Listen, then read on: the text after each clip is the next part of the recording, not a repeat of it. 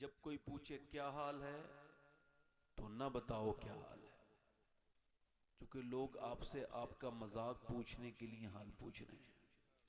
वो मजाक उड़ाएंगे बाद में, खैरियत यूं नहीं पूछ रहे हैं कि आपके काम आ जाएं, बल्कि आपकी कमी ढूंढ के फिर लोगों में जिक्र करेंगे। फलां के घर तो ये कमी चल रही है, फलां के घर तो ये कमी चल रही है। इज्जत को खराब करेंगे, आपकी इज्जत को खराब करेंगे। इधर उधर ना रो। मौला अली फरमाते हैं जब तक तूने परेशानी किसी को नहीं बताई ना अपनी, तब तक तेरी इज्जत तेरे हाथ में है, और जब तूने लोगों को बयान कर दी तो अब तेरे हाथ से निकल गई। अब क्या पता किसके हाथ में जाए और वो उसका क्या हाल करे। गौसुल आजम फरमाते हैं सबको हाल बताओगे तो बेहाल हो जाओगे, हाल उसे बताओ जो हाल बदल सकता है।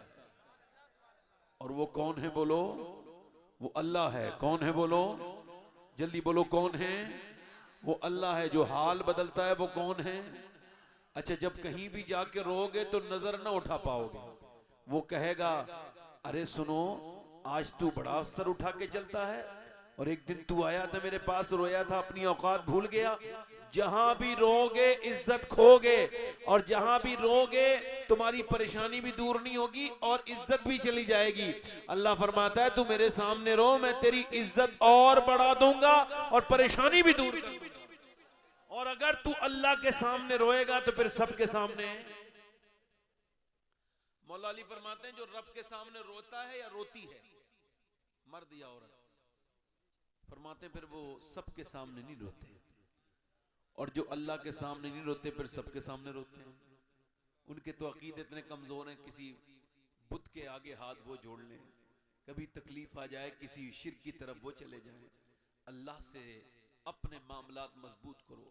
एक वाकया, ए भाई ए भाई ए भाई, बैठ बैठ जाओ, आ जाओ, बैठ जाओ, बैठ जाओ। आप भाईजान थोड़ा सा पैर नीचे को कर लें, बड़ी मेहरबानी, बड़ा एहसान हो गया आपका। तो जो है कि नहीं, तो किसके सामने? गौसुल आजम फरमाते हैं अल्लाह की शिकायतें करनी है तो उससे करो जो अल्लाह से ज्यादा मेहरबान मिले।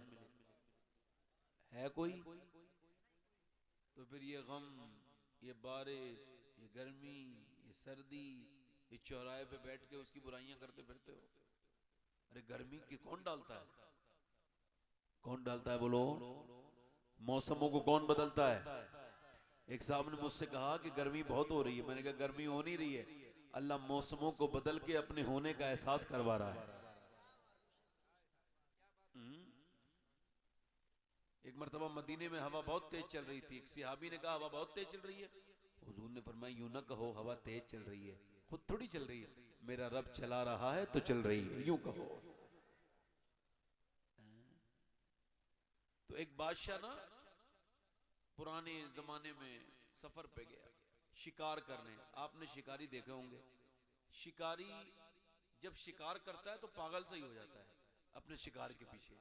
चलते चलते चलते वो भूल गया कहां हूं मैं, रास्ता भटक गया, साथियों से बिछड़ गया, अकेला रह गया, सहरा में, रेगिस्तान में पहुंच गया। पानी नहीं, प्यास से जबान सूख के कांटा हो गई, मौत के नजदीक पहुंच गया।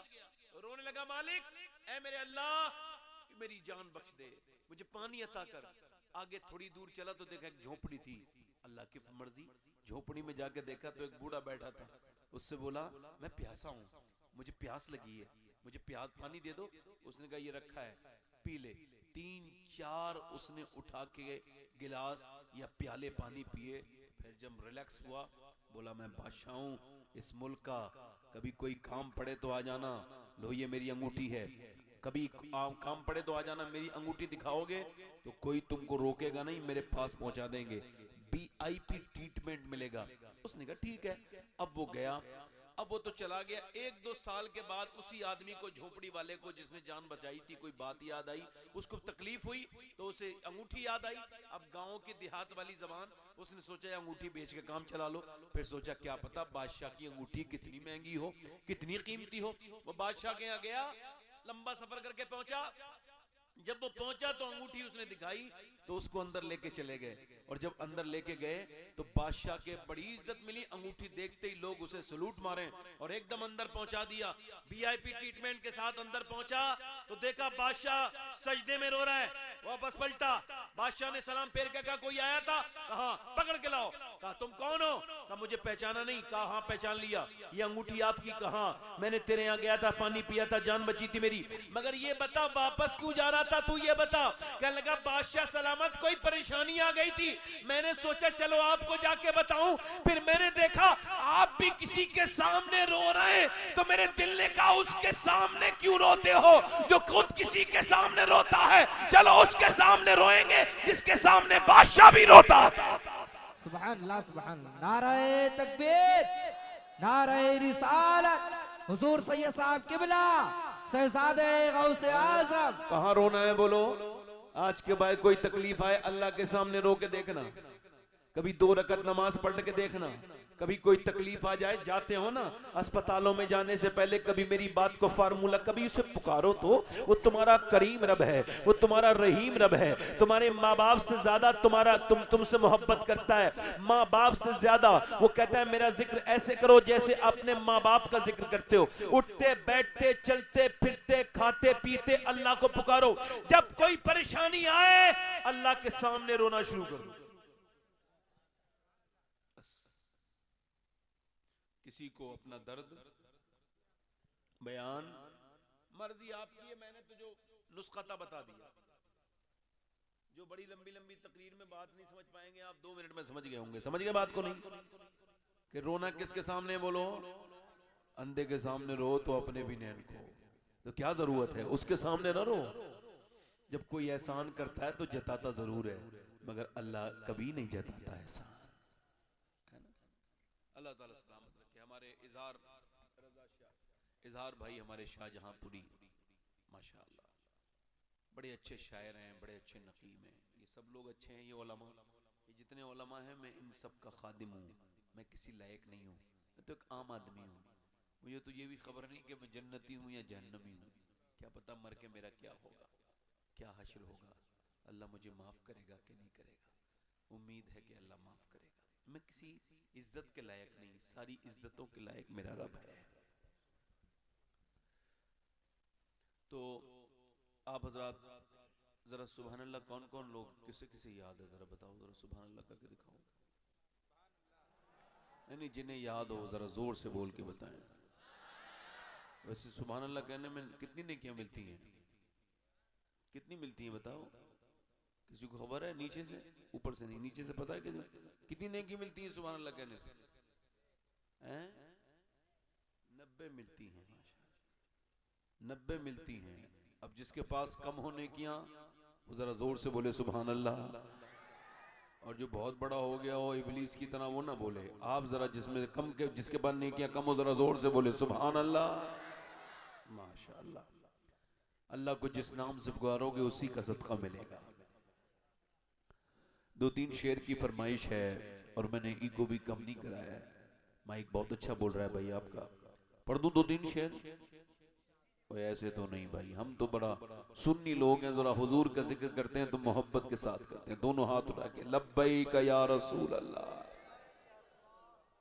दिल लग रहा है आप लोगों का? नहीं लग रहा है? पढ़ता हूं 2-3 शेर।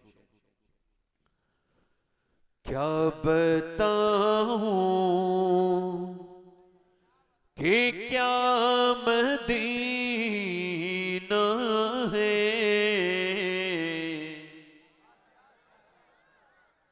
क्या बताऊं, क्या बताऊं कि क्या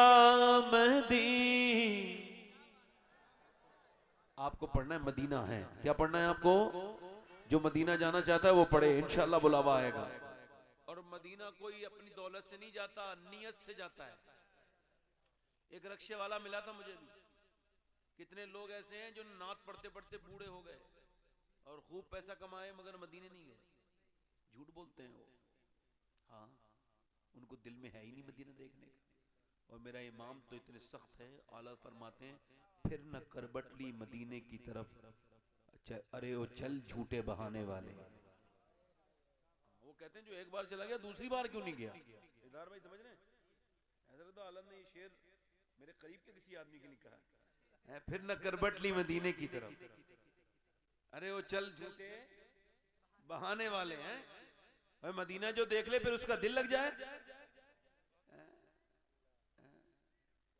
पैसे निकाल के नहीं रख रहे, जमीनें लिखाई जा रही हैं, या अल्लाह मदीना दिखा दे, और कचहरी देख रहे हैं रोज, और मदीना देखने की दुआएं मांग रहे हैं। अबे तुम्हारी नियत में नहीं भाई।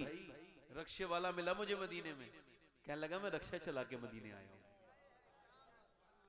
मैंने कहा कितने दिन रक्षा चलाया? कहने लगे 12 साल से गुल्लक में पैसे डालता था, मेरे बच्चे बीमार हुए, मैंने गुल्लक नहीं फोड़ी, कर्जा ले लिया, रक्षा चलाया दिन रात, 2-2 घंटे ज्यादा चलाता था रक्षा।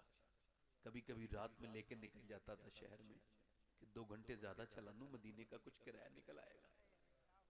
कहता है अभी जब कुछ दिनों पहले एक आदमी से मैंने कहा मुझे लेके चलोगे, उसने कहा 60,000 रुपए लगते हैं 15 दिन के। तो कहने लगा मैंने जब गिने तो मेरे पास 49,000 और कुछ रुपए थे। मैंने उसके पास कहा ये गुल्लक है, ये मैं रक्षे वाला हूँ। तो उसने मुझ पर रहम करके कहा चल तुझे ले चलते हैं। तुझे हुजूर ने बुला लिया।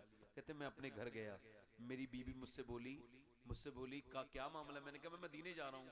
तो बोली अकेले जाओगे, मुझे लेके नहीं जाओगे? तो मैंने कहा बेगम तुमको खबर है मैं रक्षा चलाता हूँ, मेहनत करता हूँ, मैं तो एक मजदूर इंसान, ये तो हुजूर से मोहब्बत है, बचपन से नाते सुनता हूँ, तो मदीना देखने का दिल है। तो अब मेरे पास तो पैसा है नहीं। कैसे? वो अंदर गई, अपने जेबर निकाल के लाई और बोली कुछ मैं अपने मैके से उधार ले लूंगी, कुछ पड़ोसियों से उधार ले लूंगी, कुछ ये मेरे जेबर हैं 2-3, 1-1.5 तोला, इसको बेच दो। कहती मुझे ये जेबर कब्र में काम नहीं आएगा, मुझे मेरे हुजूर का मदीना दिखा दो।